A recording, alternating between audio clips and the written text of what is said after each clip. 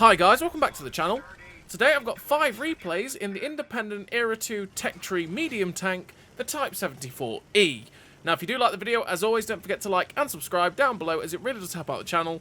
And yes, the Type 74E, it is the middle Era 2 medium tank for the brand new Japanese tech tree Cold War line.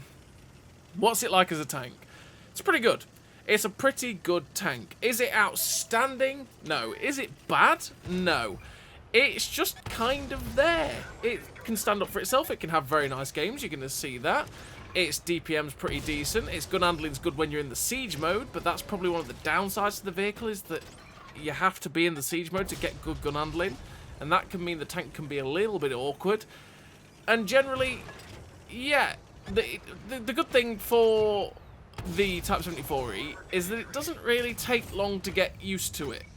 And it's pretty similar, I'd say, to the Leopards in that regard.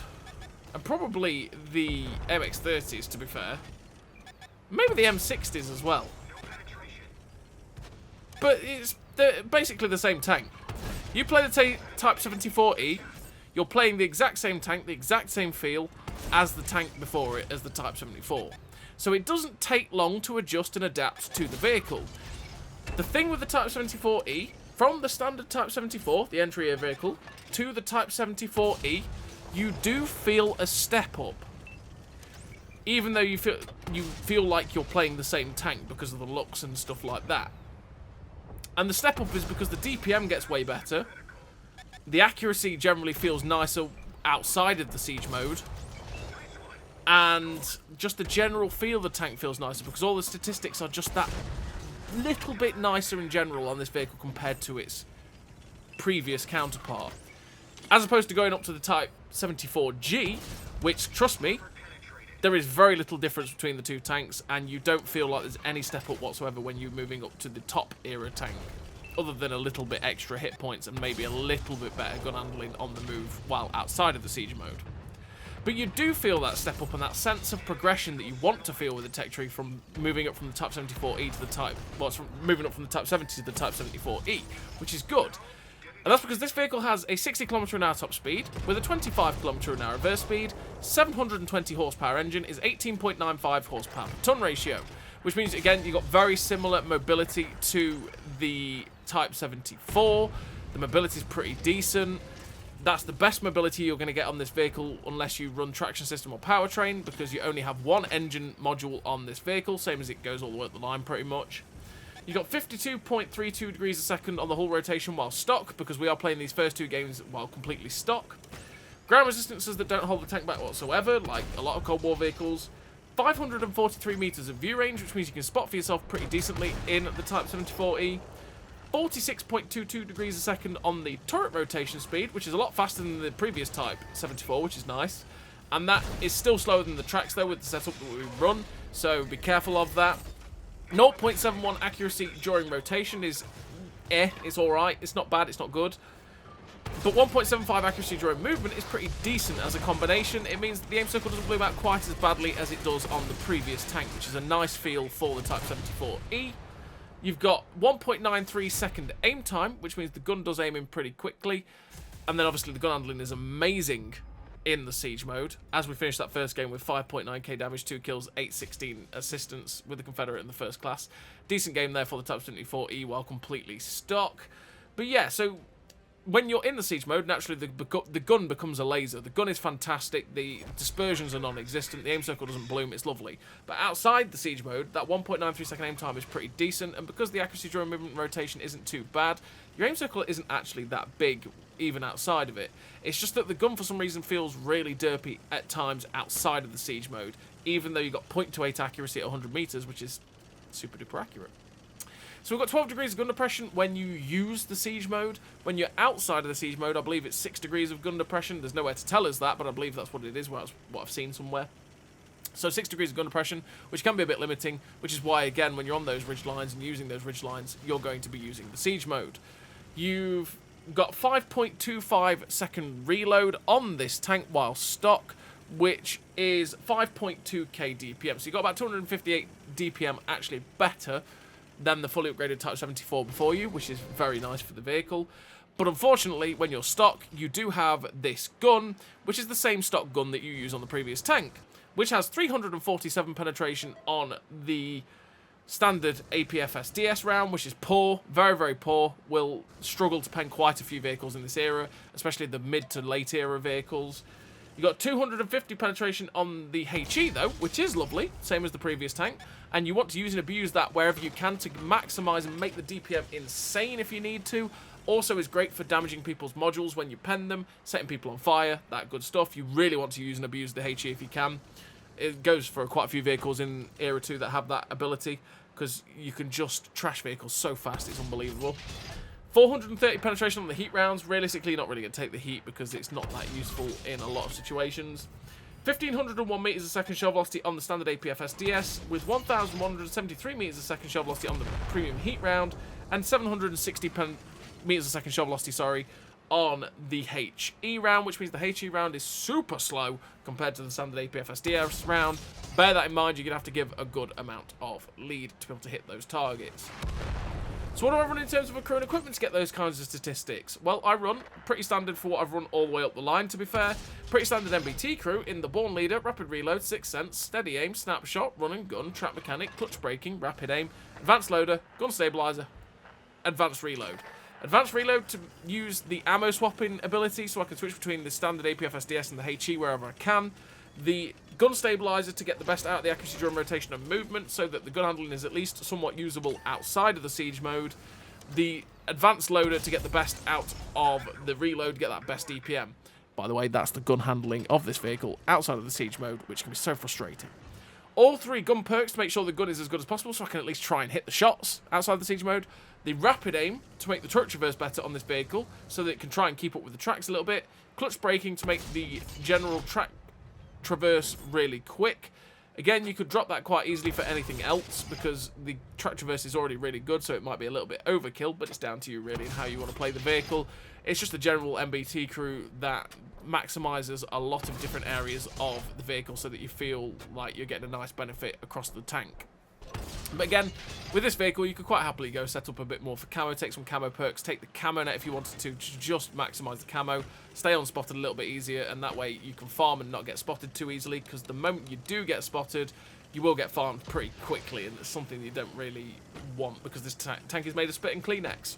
So, yeah, there is that. But again, there's plenty of ways to run it. Again, you could drop the ammo swapper to run the traction system, to go at 66 kilometers an hour if you wanted to. It's really down to you and how you want to play the vehicle. So this second replay is actually the very first game I played in the tank. The very, very first game. We're up to 4.6k damage with 12 assistance. And this BMP2, he tried to ATGM me from near point blank, which was surprising. I don't know why he tried that. But he's not going to get away. We don't let people get away with that. You tried to be cheeky, sir. You're not a cheeky girl in a cheeky world, alright? So I'm going to get rid of you. And there goes Mr. BMP2. So we're up to 5,017 damage with 12 assistance damage. And we know where some of their teams were coming from, some of their tanks. There's 4 tanks left on the enemy team.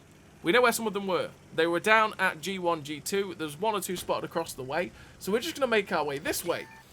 And we see the M68 and I go, oh no, that's going to hurt. Oh, that hurt. But now he's fired, I know that he's going to have a bit of a decent reload. So we're going to get in and try and get shots in before he reloads. Sadly, we missed the first shot. We switched to the siege mode to be able to actually hit our shots. Put one in his lower plate. Thankfully, he missed. Managed to get a shot into the little cupola viewport area of the M68-2. Using the gun depression to get the shot into it again with Hesh. Sadly, the HE round didn't pen, though.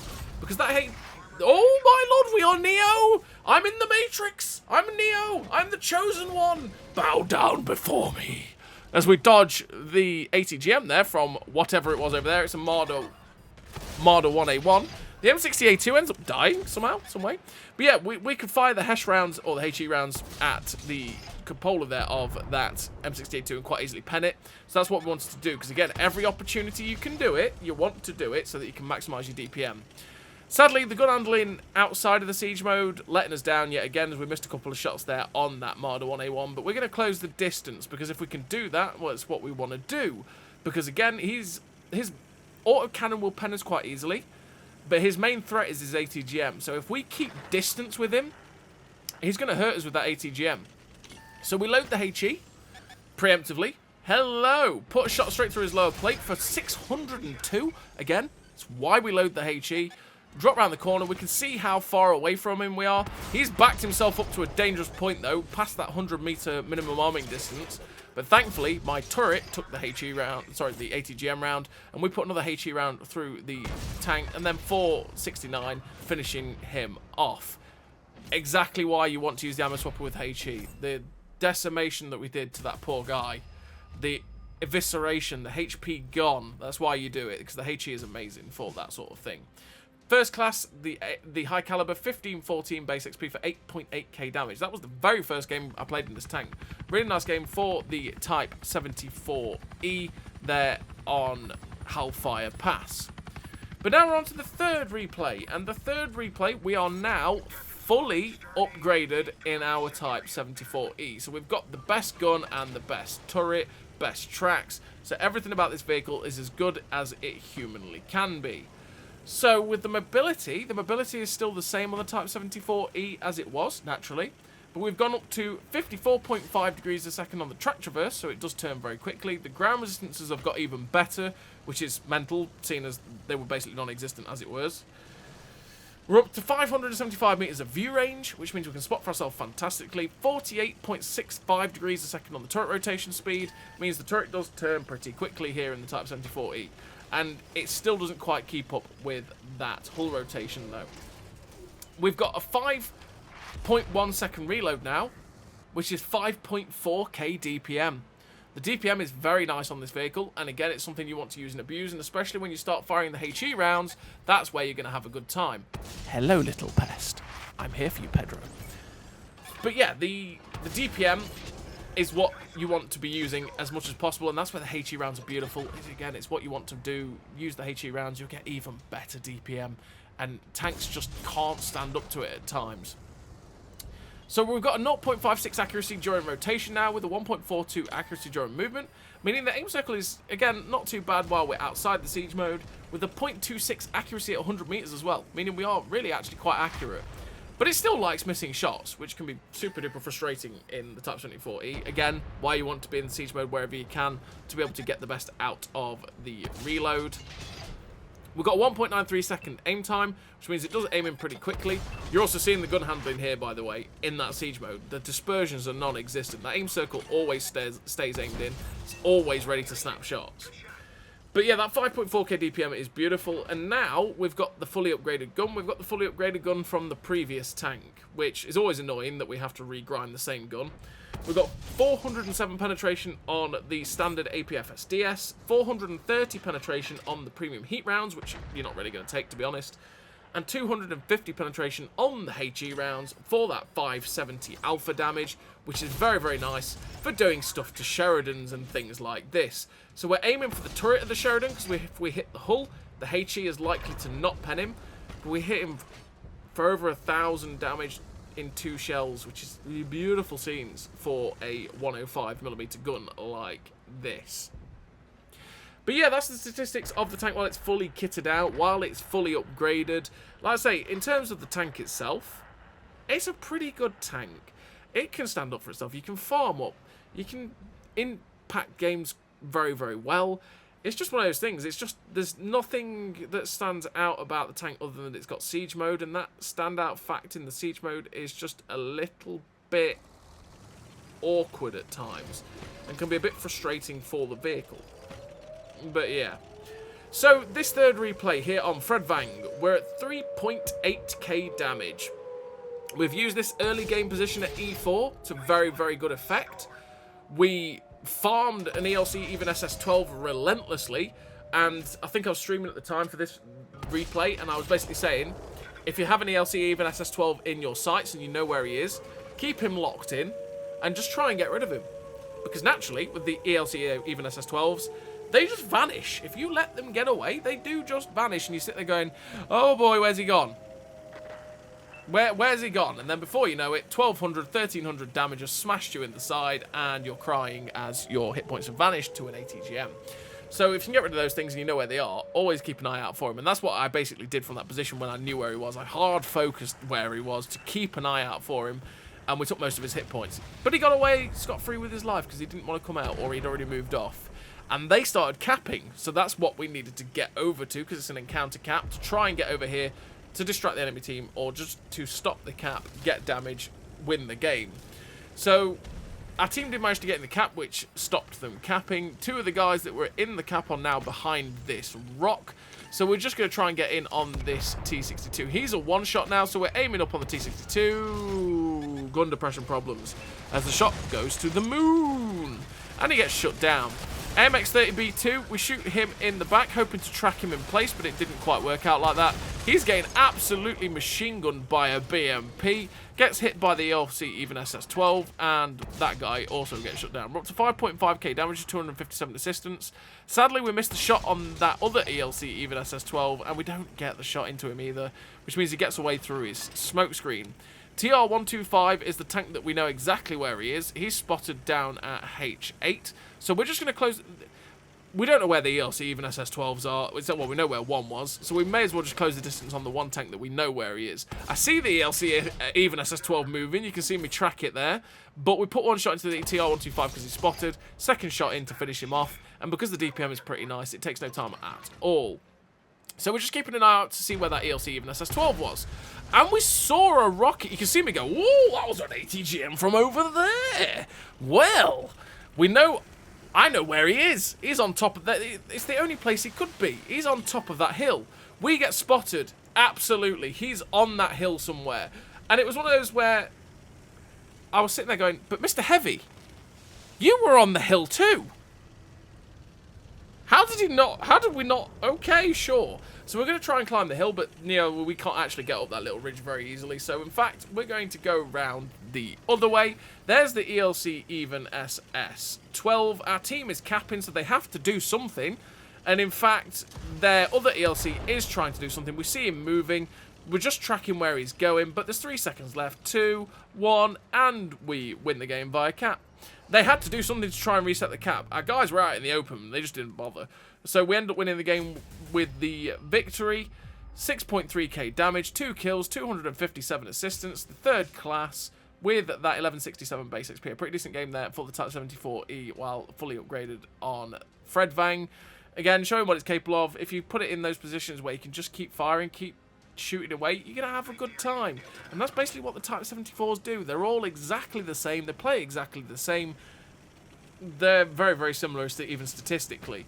You just want to be able to keep firing and not be the focus point of their attention, because they're just going to rinse you. The moment you become the tank that everyone goes, you must die, you're dead, because you don't have any armor. Occasionally, you'll ricochet shots off the turret. Occasionally. You've already seen that once or twice in this video, and for the previous Type 74 as well. You'll occasionally bounce shots, but never try and rely on it, because it's just going to go downhill very quickly. So, we're on this map, which is Ruinberg. Not a very good map for a Type 74, to be perfectly honest, because we've got no armor. And I didn't want to go brawl at D8, because, well, I could see death in my future from Marders.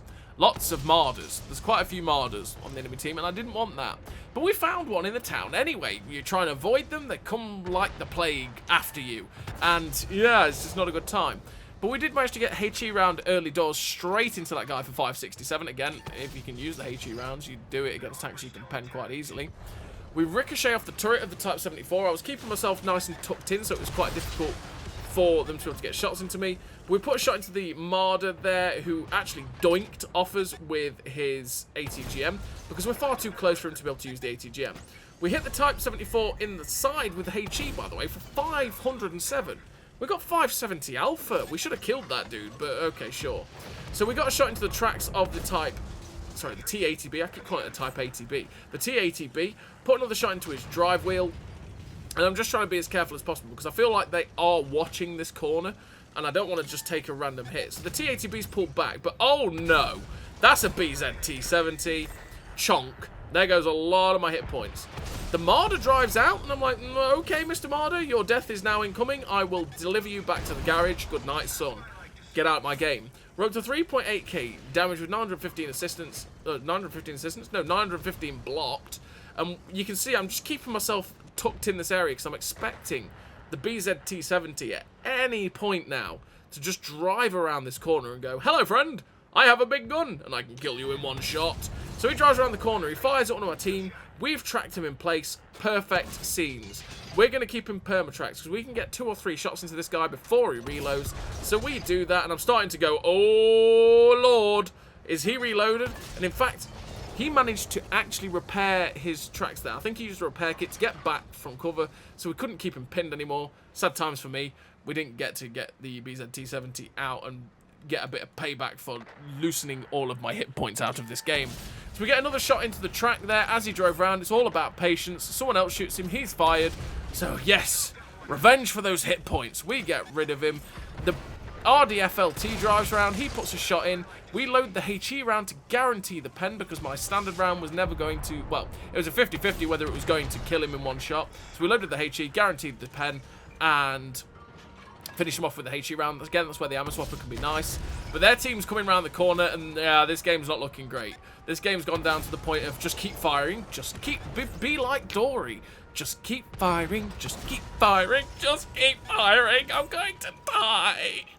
We load the HE, go for the lower plate. We hit the upper plate, which has got a little bit of spaced armor, so the HE detonates. Load the APFS DS, and don't get another shot in for the VT2 hit and is on the move. And we unfortunately lost that game with the defeat. Their 3 kills, 8,089 damage. A really nice damage score for high caliber, the second class, 797 base XP again. Pretty nice game there for the Type 74E. Even though we lost, it showed again what the tank wants to be doing, and we just didn't really have the help in that game. And yeah, it went badly. It ended up going pretty badly, and you sit there going, oh come on, you know, it's one of them moments where you sit there going, I'm going to die now. Oh, and you just know your death is coming, so you just have to go down swinging. And that's what we're going to do in this replay. It's all you can do. There's some games where you sit there going, yeah, I'm doomed. I'm boned. But does that mean I'm going to give up? No. We're going to go down swinging. We're going to do everything we humanly can do to squeeze out as much as we can in the game. And every little bit you squeeze out helps your team to win the game. Even if it looks dire. Because, you know, if you squeeze out an extra shot or 2 of damage, you could end up putting someone down to a 1-shot, which means that your team could win the game just by going, oh, I can kill it, death, getting the guns out of the game.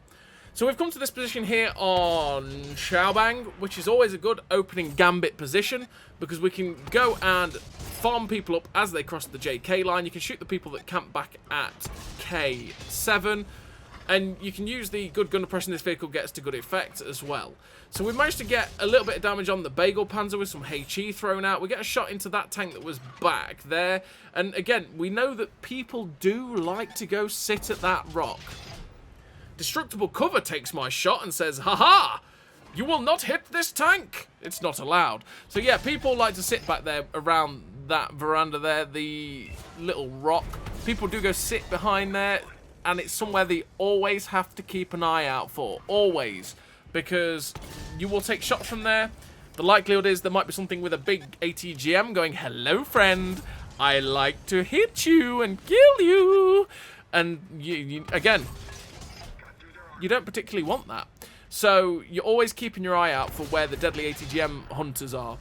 The Centurion 9 was in a very precarious position, so we just kept him tracked, kept him pinned, and kept farming. We're up to 3.1k damage with 690 assistance, and their team, a lot of their team is directly in front of us. Our team's pushed down the 9-0 aggressively, which means they're nearly in their base. This is a bit of a weird game, to be fair, with how it's setting up, but we're trying to get as much damage in as we humanly can. So we take a hit there from the AMX 30B. The 30B2 forad pokes over. Sadly, the bubble means we actually hit his turret there and not the side where we could pen it. So he gets away with it, not taking a shot of damage there. And again, we're just keeping our eye out with True Vision to see if anyone was going to poke out. We see the TR580. That shot misses? What? Okay, sure. Thanks, RNG. We get a shot into the forad though, trying to track and pen the guy, and that one misses as well. Sadly, the smoke screen really wasn't a good time for me there because I really want to get rid of these guys if we can. We poke over, try and get the shot into the 580, and we're looking over the side of our tank where the tracks are, so the suspension is going to keep bobbling if we're not careful. So we can see I actually adjust my positioning so that I'm looking over the front of the tank, and that makes the bobble less. We got the shot in to shut down the TR-580. We also got a HE shell into the forad, which is always delightful. You want to do it to the MX-30Bs, because the thing with firing these HE shells as well is that if you pen the 30Bs, you have a very high likelihood of setting them on fire. They do like burning, which is great. We're up to 4.4k damage with 2,060 assistance, and we're just looking for the shots that were up the G line, and sadly, everyone that went to the G line are dead. I was thinking about going across. We found the Chieftain 120, and I go, oh, actually, hang on a minute. I don't want to go that way. I feel like I might die. A lot of their team are over there, so we're going to actually make a risky maneuver, and that is go back from whence we came. We're going to go back to the same position we were at a minute ago at G3, G4, and try and again cut them off. I'm saying at that point that I feel like they're going to come from this way, so if I can help my team that have all pushed into their tanks at K5, 6, get rid of them, maybe we can win the game. But 4 or 5 tanks actually pushed into 2 tanks, 3 tanks that were at K5, 6, and somehow everybody's dead, which is kind of awkward. So we load the Hesh rounds, again, because they're glorious against stuff like Chieftain Hybrid 120s. 575, he's just sitting there, well, I say he's just sitting there taking it, he's tracked, which means he's pinned, and we finish him off. Get a very dangerous gun out of this game. Just checking out the Type 74 and the Chieftain 120, they're both one-shots, so if they were to give themselves up to well, for me to be able to shoot them, that would be great. Keeping our eye out on the little snipey spot, and then a Type 74E appears out of nowhere, and it's like, hello, Mr. Type 74E. We take a heat round from the back, which I assume is the 30B from earlier. There he is. We switch to HE, 570 straight through that upper plate, hoping to get another shot into the back of him, but we actually have a shot at 8 Object 120. We put the shot in with the APFS DS. And at this point, I'm like, help me! Somebody help me! And with that shot we've taken from the Type 74E, we are dead. And once again, we're just going to go down swinging. Do everything we can to stop them from doing it. We get the tracking shot in, it tracks and pens him. He misses his shot because he tried to clutch it. We fire the HE round into the Object 120, it doesn't pen. We switch to APFS DS and we don't get the shot into the Type 74E. I can't believe we didn't pen the Object 120 with HE. But thankfully, the team ended up winning the game in the end, and we finished with the victory. 2 kills, 8.7k damage, 2,000 assistance damage, bit of blocks because we can get lucky. The Ace Tanker, the High Caliber, the Confederate, with the Eagle Eye for doing loads of damage on unspotted targets. Really nice game there for the Type 74E, which is the middle era tank for the new Japanese tech tree line in Cold War. I'd say it's a pretty decent tank. It can stand up for itself well enough. It's just that eventually, as you get to the Type 74G, you'll never have a need for this vehicle again, right? It's just one of those weird things with the Cold War and its era tech tree, right? But there we go. So as always, everybody, thank you very much for watching. I'll see you next time.